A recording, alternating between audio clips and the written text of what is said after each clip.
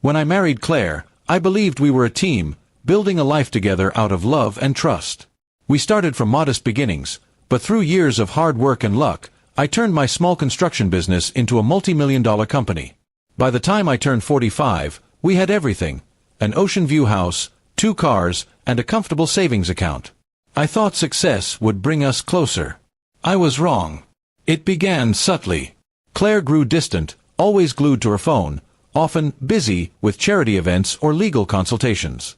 She worked part-time at a law firm, and I never suspected anything beyond stress or routine fatigue. I tried to reconnect, planned dinners, vacations, but she brushed them off. "You focus too much on money, Daniel," she once said coldly. "Not everything's about success." Then one morning, I returned from a week-long project trip to find our home nearly empty. Her clothes were gone, and so were most of our financial documents. The house echoed with silence.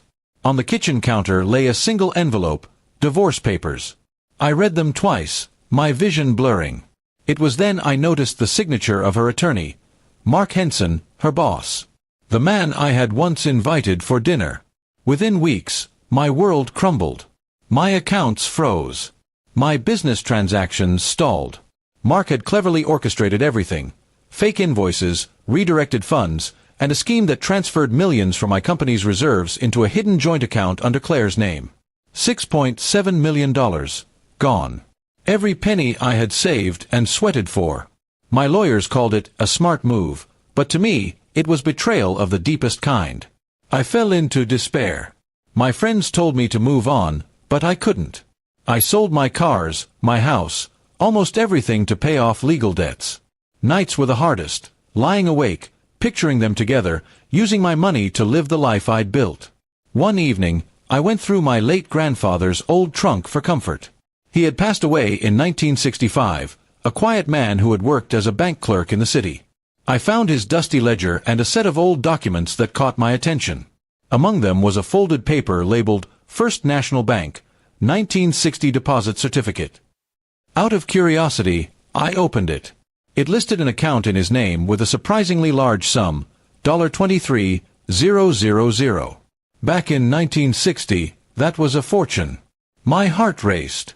I didn't know if it still existed, but I decided to check. Maybe it was worthless, or maybe it was hope. The next day, I visited the bank. The teller frowned at the old document and called the manager. After an hour of verification, the manager returned, looking astonished. "Mr. Collins, it seems this account was never closed. And with accrued interest and inflation adjustments, the balance stands at approximately $8.4 million. I thought it was a joke. But it was real.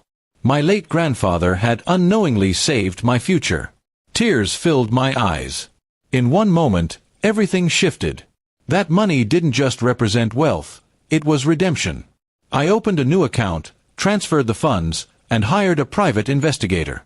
Within days, I had detailed reports on Claire and Mark's whereabouts. They were living together in Miami, buying property and throwing parties, all with my stolen money.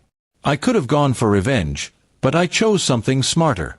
I handed all evidence to federal authorities, including proof of financial fraud.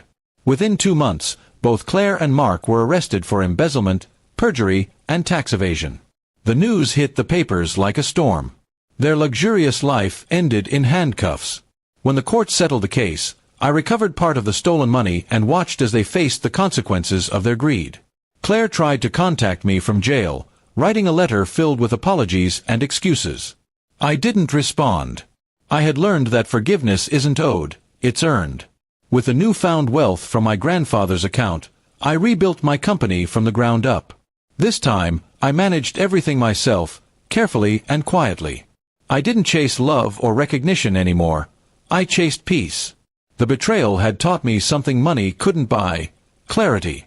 Years later, I used part of that inheritance to open a charity foundation in my grandfather's name, helping small business owners who had been cheated or defrauded.